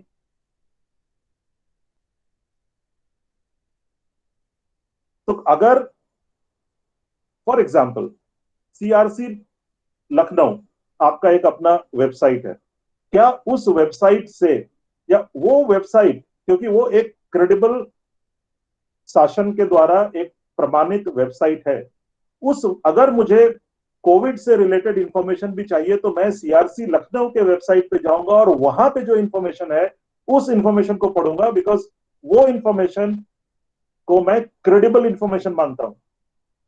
और सीआरसी लखनऊ मुझे डायबिटीज, हाइपरटेंशन, कैंसर, वैक्सीन, तंबाकू छोड़ना, जो भी विषय हैं उन सारे विषय पे मेरे एक्सेसिबल फॉर्म में, चाहे वो साइन लैंग्वेज में हो, चाहे वो ब्रेल में कहीं पे उपलब्ध होने का एड्रेस हो, या ऑडियो बुक के फॉर्म में हो, जिस भी फॉर्म में हो, वो इंफॉर्मेशन उस क्रेडिबल सोर्स से लिंक होना चाहिए, बिकॉज वहां पे कोई उसे तब तक ही डालेगा जब तक उसको प्रमाणित नहीं किया जाता है। मैं जिस कंपनी में काम करता हूं, मुझे अपनी ही कंपनी की इंफॉर्मेशन किसी दूसरे से मिलती है जो बिल्कुल गलत होती है। तो आज हम इंफॉर्मेशन क्रांति से परेशान भी बहुत है,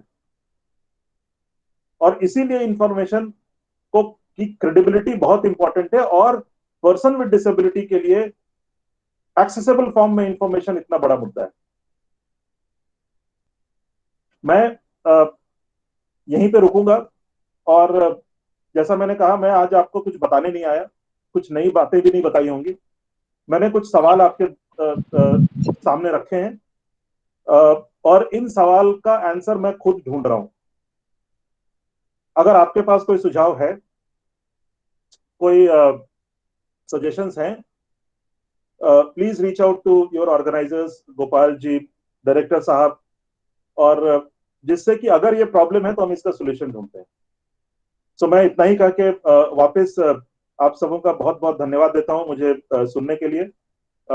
बोलना बहुत आसान होता है, इंफॉर्मेशन देना बहुत आसान होता है। कितना एक्सेसिबल फॉर्म में आप तक पहुंचा, कोशिश की कि इंफॉर्मेशन क्रेडिबल हो, और ये भी कोशिश की कि वो इंफॉर्मेशन हो। सो आप सबों का धन्यवाद। गोपाल जी, आपका विशेषकर धन्यवाद कि इस विषय पे हमने काफी साल से हम बात कर रहे हैं, लेकिन आज एक बड़े समूह के रूप में हमने इस विषय पे चर्चा करी है, और इस चर्चा को आगे लेके जाएंगे, ऐसी संकल्पना है, ऐसा मैं सोचता हूँ। So again thank you so much आप सभी लोगों को, over to the organizer. Thank you. बहुत बहुत धन्यवाद सर। आज परिचर्चा का यह दौर बहुत बेहतरीन रहा। मैं अपने जुड़े हुए सभी प्रतिभागियों से आशा करूंगा कि अगर कोई प्रश्न स्वास्थ्य संबंध से है, आज के विषय से संबंधित, तो प्रभात सर के सामने रखें।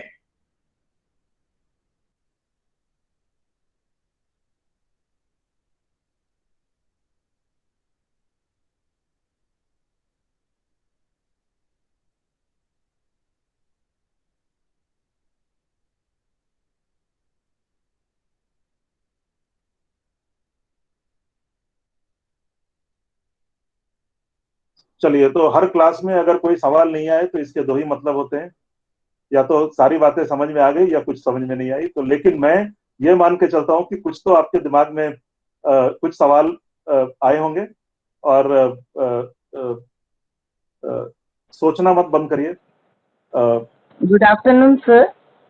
वेरी गुड आफ्टरनून सर, मैं स्पेशल एजुकेटर हूँ, और जैसे बच्चों की जैसे मेडिकल उसमें प्रॉब्लम्स के लिए अक्सर हम लोग अपने बच्चे का, जब भी बच्चे के साथ हम लोग जो भी मेडिकल उनकी रिपोर्ट्स होती है, उसके आधार पे जो भी उनकी इंफॉर्मेशंस होती हैं कि उनको आईडी के साथ कोई और जैसे डायबिटीज या हाइपरटेंशन या कुछ भी है, तो उसके हिसाब से हम उनके पेरेंट्स के साथ भी और डॉक्टर्स के साथ भी मिलके और उनको टाइम टू टाइम कैसे उनको हैंडल करना है या कैसे उनको टैबलेट या दवाई जो भी है वो देनी है, उस हिसाब से हम लोग लेते हैं। लेकिन आजकल जैसे वर्चुअल हो गया है, तो वर्चुअल में हम डे टू डे उनके साथ मीटिंग करते हैं और उनको कोशिश करते हैं कि किसी तरह भी बच्चे को कोई कॉम्प्लिकेशन ना हो, और एजुकेशन के साथ साथ वो अपनी मेडिसिन पे भी पूरा ध्यान रखे। बिल्कुल उमा जी, आपने बहुत सही बात कही। सी, हम सब जो है हर विषय में स्पेशलिस्ट नहीं हो सकते, हर विषय में विशेषज्ञ नहीं हो सकते, है ना। हम जी, जी। और आई थिंक जो मैंने थोड़े समय जब स्पेशल एजुकेटर्स के साथ काम किया, तो आप जी उस परिवार के लिए क्या बोलते हैं, सब कुछ होते हैं उस जी, परिवार जी, के बिल्कुल लिए। सही। चाहे वो हेल्थ हो, एजुकेशन हो, हर इंफॉर्मेशन के लिए वो आप ही एक विंडो होते हैं, सिंगल विंडो स्कीम है आप उनके लिए, जी, है ना। जी, इसलिए हमें हमेशा राइट इंफॉर्मेशन देनी जरूरी होती है। हाँ, लेकिन चक्कर क्या है कि हर समय वो आपसे मिल नहीं पाते, और जी, जब जी, आपसे जी, नहीं बिल्कुल। मिल पाते हैं तब भी वो आज उनको इंफॉर्मेशन मिल रही है। आज से जी 20 साल पहले अगर मैं राजस्थान में काम करता था, तो वो इंक्लूसिव एजुकेशन के एक का जो यूनिट होता था, उसमें अगर वो स्पेशल एजुकेटर अगर साइकिल या मोटरसाइकिल से उस घर तक नहीं पहुंचा तो उसको इंफॉर्मेशन नहीं मिल रही है। जी लेकिन जी, आज बिल्कुल। जैसलमेर में बैठी हुई विजुअल इंपेयर्ड लड़की जो है, जिसको मैं 20-15 साल पहले जानता था, वो मुझे अपना यूट्यूब का वीडियो भेजती है लिंक से। सर, आज हम भी तो आपसे बात कर पा रहे हैं सर, ये हमारा भाग्य है, सौभाग्य है। बिल्कुल बिल्कुल, और इसीलिए इंपॉर्टेंट है कि ये इंफॉर्मेशन जो है एक किसी क्रेडिबल पोर्टल के पास आए। और बहुत बहुत धन्यवाद, क्योंकि मैं रमेश पांडे जी को देख पा रहा हूँ स्क्रीन पे, क्योंकि सर ये जब तक एक लिंक से दूसरा लिंक शुरू होता है, अगर वो एक क्रेडिबल लिंक, अगर मुझे कुछ कपड़े खरीदने हैं तो मैं शायद कहीं नहीं, मैं एक मॉल में चला जाता हूँ सोच के कि उस मॉल के अंदर जो सारी दुकानें हैं वो क्रेडिबल है। मुझे अगर जी। मैं तो पिछले 20 साल में 7 शहर में रहा हूँ, ना कोई मेरा फैमिली डॉक्टर है, ना कोई फैमिली दुकान है। मैं जाता हूँ उस जी, शहर में, जी। मैं सोचता हूँ कोई कॉर्पोरेट हॉस्पिटल या कोई भी ऐसे सरकारी अस्पताल चला जाऊं जहाँ की सारे लोग अच्छे होंगे। मैं अकेले किसी डॉक्टर के पास नहीं जाता हूँ, लेकिन मेरे अपने शहर रांची में मैं जानता हूँ कि डायबिटीज के लिए किसको दिखाना चाहिए, जी, जी। हर बीमारी के लिए कोई एक स्पेशलिस्ट है, लेकिन यहाँ नहीं मालूम है। सेम वे में अगर मुझे सिर्फ सीआरसी मालूम है, मुझे एनएबी मालूम है, जी, मेरा एक इंफॉर्मेशन क्रेडिबल सोर्स है जहां से मुझे दूसरी इंफॉर्मेशन मिलनी चाहिए। सो हर हाँ। चीज हम नहीं सीख पाएंगे और सिखा नहीं पाएंगे, ये भी हमें महसूस करके जी, एक्सेप्ट करनी है। वेरी गुड, बिल्कुल thank you. Sir, thank you sir.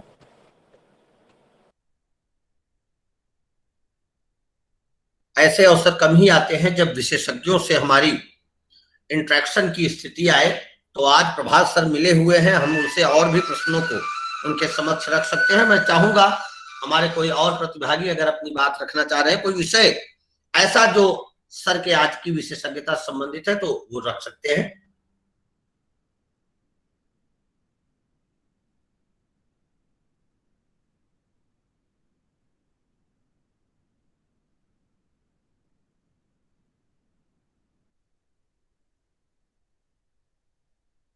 क्या मेरे किसी प्रतिभागी का कोई और प्रश्न है आज के विषय से संबंधित, सर की विशेषज्ञताओं को?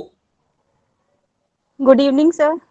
जी सर, मुझे सर से ये बात करनी है कि अगर हम बात करते हैं ग्लोबलाइजेशन की, तो सर रीजनल लैंग्वेज के साथ साथ अगर हम ग्लोबल लैंग्वेज को इंक्लूड कर दें हर जगह, तो चीजें और एक्सेसिबल हो जाएंगी।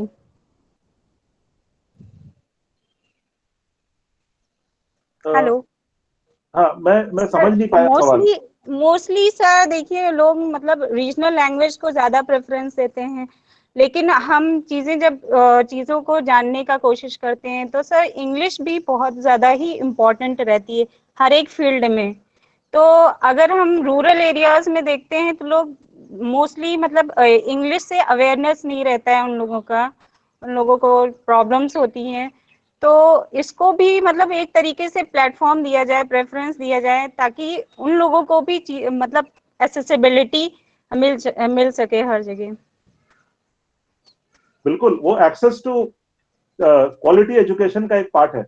Yes sir. कि जो वो भी करेंगे, है ना। सो इश्यूज बहुत सारे हैं।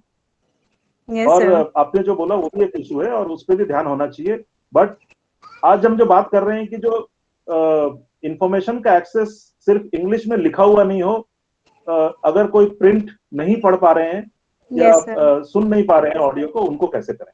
But thank you so much for, ये बहुत इंपॉर्टेंट है कि भाषा जो है विकलांगता भी नहीं होनी चाहिए कभी। Yes sir, thank you sir. Hello sir. Hello. Yes Rupam. Yes sir. मेरा ये है कि बच्चों के जो पेरेंट्स हैं, वो बच्चों के डिसेबिलिटी सर्टिफिकेट के लिए बहुत परेशान रहते हैं। उनको अगर मेडिकल कॉलेज में नहीं बन पा रहा है, उनके चक्कर काट काट के तो वो अपने बच्चों को सुविधाएं नहीं मिल पाती। उस वजह से एक ऐसा सेंटर बनाया जाए हर सीआरसी में, जिससे बच्चों के पेरेंट्स को जो उनका सर्टिफिकेट है वो आसानी से बन पाए। सवाल अच्छा है, बट आई थिंक सवाल को कोई नोट करेंगे। No, sir, I would like to respond. This is very important question. I would like to respond with your kind permission. Certificate बनाना ये राज्य का विषय है और सीआरसी केंद्र सरकार की संस्था है। However, पिछले कई सालों से, जब से यूडीआईडी कार्ड का रजिस्ट्रेशन शुरू हुआ है, हमारे यहाँ लखनऊ में भी विकास मिश्रा जी हैं, वो यूडीआईडी पे काफी काम कर रहे हैं। इसको लेके अखबारों में भी और हमारे दूसरे चैनल्स पे भी, यूडीआईडी की मैं अभी स्पेसिफिकली बात कर रहा हूँ, उसको लेके काफी अवेयरनेस और रजिस्ट्रेशन में वो फैसिलिटेशन करते हैं और अभी तक मुझे लगता है कि हजारों लोगों को फैसिलिटेट कर चुके हैं। दूसरा, जब आपको बिगिनिंग में डिसेबिलिटी सर्टिफिकेट बनाना है, तो आप हमसे आके अपना असेसमेंट करा सकते हैं और हम आपको एग्जैक्ट इंफॉर्मेशन दे सकते हैं कि हम आपको कहाँ जाना पड़ेगा, किस तरह की आपको प्रॉब्लम है, किस दिन जाना पड़ेगा, किस तरह के सर्जन से मिलना पड़ेगा। हमारे लोग, हमारे ऑफिसर्स बात कर सकते हैं, साइकोलॉजिस्ट से मिलना है, साइकेट्रिस्ट से मिलना है, किसी थेरेपिस्ट से मिलना है या किसी मेडिकल प्रोफेशनल से मिलना है, वो दे सकते हैं। But certificate banana is a matter of state. वो स्टेट बनाते हैं। जिलों में सीएमओ ही उसके अधिकारी होते हैं। सीएमओ के अध्यक्षता में अलग अलग प्रोफेशनल्स की, डॉक्टर्स की टीम होती है, जो अलग अलग दिव्यांगता को भारत सरकार के गैजेट के हिसाब से सर्टिफाई करते हैं और उसकी अपनी एक प्रक्रिया है। वो हमारे साथ संबद्ध तो नहीं है सीधा, लेकिन हाँ, हम फैसिलिटेशन जरूर करते हैं, हम इंफॉर्मेशन जरूर देते हैं। उसके लिए सीआरसीज में आप लोग कभी भी आ सकते हैं। Thank you sir. Excuse me sir, आवाज आ रही है मेरी? जी राजेंद्र सर, बताएं। हाँ जी, थैंक यू सर। देखिए, जो इन्फॉर्मेशन के बारे में ये है कि इन्फॉर्मेशन एक्चुअली क्या होता है कि जब हम इंफॉर्मेशन डिसेमिनेट कर रहे होते हैं या कोई भी कंपनी कर रही होती है, तो वो होलिस्टिक अप्रोच लेकर नहीं करती है। मीन्स हमेशा जैसा बोलते हैं ना, एक्सेसिबिलिटी सिंगल अप्रोच से नहीं हो सकता, डुअल अप्रोच होना चाहिए। मीन्स देने वाला ने एक्सेसिबल दिया है तो लेने वाले भी उसको लेने की क्षमता रखनी चाहिए, तभी जाकर वो एक्सेसिबल वे में हो सकता है। फॉर एग्जांपल, अगर कंपनी कोई इन्फॉर्मेशन देना चाह रही है, ठीक है, उन्होंने एक्सेसिबल कर लिया, लेकिन अगर उसने ये नहीं देखा कि ग्राउंड में जो लोग हैं कितना समझते हैं इंफॉर्मेशन को, अगर हम देंगे तो जो हमने टर्मिनोलॉजी यूज किया है वो कितना समझ रहे हैं, तो मुझे लगता है कि जो टारगेट ग्रुप है उसको देखते हुए भाषाओं का इस्तेमाल करना चाहिए, लैंग्वेज को इस्तेमाल करना चाहिए, उतना ही सिंप्लिसिटी होना चाहिए, और उनको टारगेट ग्रुप को ही ध्यान में रखकर सारे इंफॉर्मेशन डिसेमिनेट होना चाहिए, तभी शायद वो एक प्रॉपर वे में लोगों तक पहुंचेगा और प्रॉपर वे में जो है वो लोग उसका बेनिफिट उठा पाएंगे। वरना मान लो मैं कोई इन्फॉर्मेशन पढ़ रहा हूँ, वहाँ बहुत सारे, अब चलो मैं चला गया एम्स की वेबसाइट में चला गया, एम्स एक ऑथेंटिक है, लेकिन अगर वहाँ पर इंफॉर्मेशन इतना टिपिकल वे में लिखा होगा, जानकारी दी होगी, उन्होंने तो अपने हिसाब से दे दी, लेकिन टारगेट ग्रुप क्या उसको ग्रास्प कर पा रहा है उसको, तो उससे हमें इन्फॉर्मेशन नहीं मिलेगा और हम अवेयर नहीं होंगे। तो जो टारगेट ग्रुप है, इन्फॉर्मेशन बनाते समय टारगेट ग्रुप को स्पेशली ध्यान में रखना चाहिए कि कौन कौन से टारगेट ग्रुप को कवर कर रहे हैं। Thank you. Thank you Rajendra ji, बहुत बहुत धन्यवाद। मैं एक मिनट पांडे साहब मैं भी लूंगा। प्रभात सर, बहुत नेगी साहब ने बहुत इंपॉर्टेंट बात बोली है। एक्चुअल में जब हम हॉलिस्टिक एक्सेसिबिलिटी की बात करते हैं तो it is very much important कि ये टू वे हो। पर टू वे होगा कैसे? हमारा जो वे है वो कितना एक्सेसिबल है? अब मैं प्रभात साहब बताऊं कि मैं डिसेबिलिटी रिहेबिलिटेशन सेक्टर में मुझे लगता है कि पूरे देश में ऐसे कोई राज्य नहीं है जहां गया नहीं हूं। गांव में, दूर दराज के इलाकों में, इवन आपके झारखंड में भी बहुत सारे जगहों पे एक्सटेंसिवली ट्रेवल किया है और देखा है। और उसके बाद मैं जो नेगी साहब कह रहे हैं उस बात से सहमत हूं कि आपको अप्रोप्रिएटली लेवल देख के, पेस देख के, लैंग्वेज देख के, लोकल स्लैंग देख के, और जो परसीव करने की क्षमता है, जो सीखने की एबिलिटी है, उसको देख के हमारी इंफॉर्मेशन को डिसेमिनेट होना इज वेरी इंपॉर्टेंट।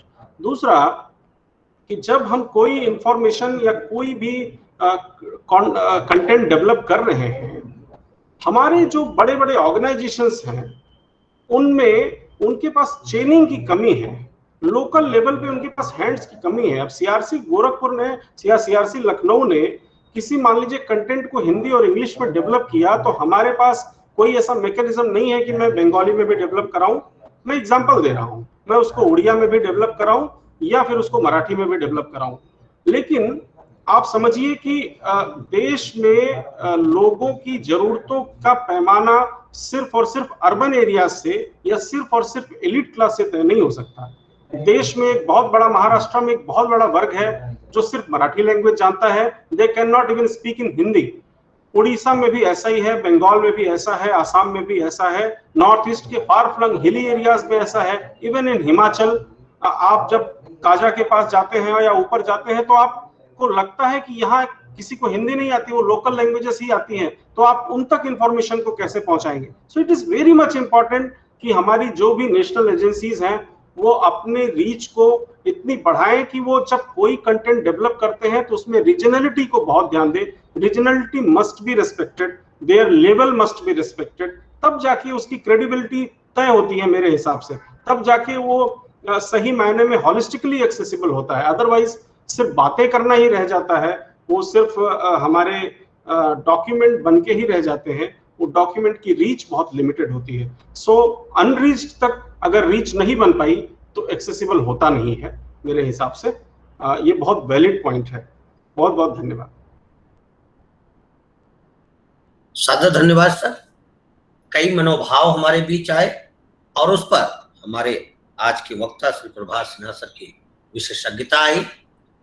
कई भावों से युक्त जो ऐसे ऐसे विचार हमारे बीच आज उठे हैं, जिन्होंने नवीन चिंतन को और आदरणीय श्री नेगी साहब के द्वारा जो सुझाव दिया गया, बारकोड पर और उस पर भी एक कदम आगे बढ़कर उन्होंने जो बात रखी कि बारकोड हो, यह तो आवश्यक है, लेकिन बारकोड हो तो उसमें यूनिवर्सल डिजाइनिंग का भी प्रयोग किया जाए। कोई एक साइड, कोई एक वे ऐसा रखा जाए जिस पर वह हर एक लेवल पर, उसी जगह पर, उसी भाव पर वह दिखाई दे। ऐसे जब बिंदु किसी कार्यक्रम में निकलते हैं, ऐसे जब बिंदु, ऐसे जब निष्कर्ष, ऐसे जब रिसर्चर पॉइंट किसी कार्यक्रम में निकलते हैं, तो वह कार्यक्रम अपने आप अपनी सफलता का एक मूलक होता है, क्योंकि वो नए चिंतन को भावित करता है, एक नए चिंतन को सोचने पर विचार देता है। हमारी बहनों ने, भाइयों ने, कई ने कहा कि यूडीआईडी की समस्या आ रही थी चैट बॉक्स में। हमारे आदरणीय निदेशक सर ने बताया कि सीआरसी लखनऊ में श्रीमान विकास मिश्र सर जी के द्वारा हजारों हजार यूडीआईडी कार्ड बनाए जा रहे हैं। मैं आप सभी को बड़े गर्व के साथ बताना चाहूंगा कि कोविड-19 की इस ईरा में, प्रभात सर, मैं आपका ध्यान आकर्षण कराना चाहूंगा, कोविड-19 की इस ईरा में विकास मिश्र सर ने ऑनलाइन व्हाट्सएप पे डॉक्यूमेंट्स ले लेकर के और उनसे सीधे चर्चा करके उनके यूडीआईडी कार्ड बनाए हैं और समूल उन तक पहुंचाने की भरसक प्रयास किया है, सभी को उसको प्राप्त कराने में मदद की है।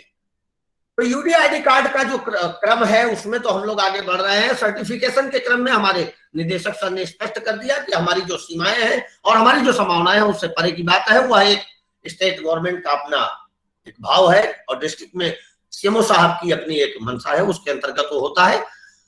आज का कार्यक्रम चर्चा पर चर्चा के दृष्टिकोण से बहुत बेहतरीन और बहुत ही सार्थक, सारगर्भित रहा।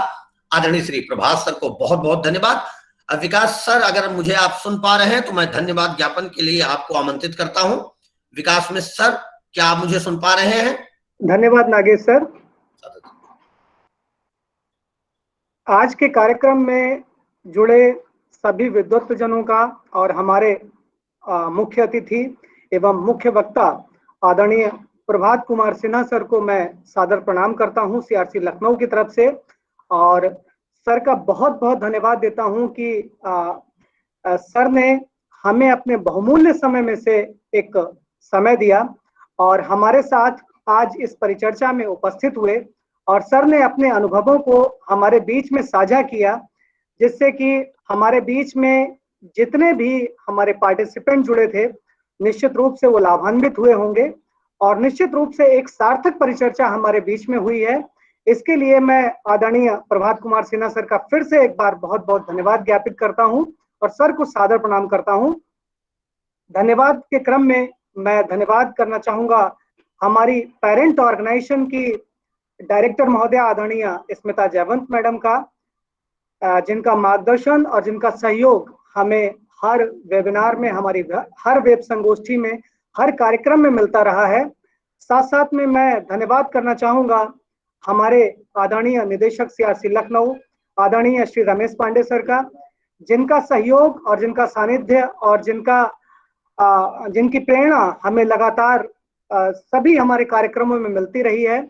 और निश्चित रूप से सीआरसी लखनऊ अपने सभी सोशल मीडिया प्लेटफॉर्म पे अपनी एक्टिविटीज को शेयर कर रहा है और लगातार एक्टिव है अपने कार्यों में और लगातार दिव्यांगजनों के पुनर्वास हेतु कार्य कर रहा है।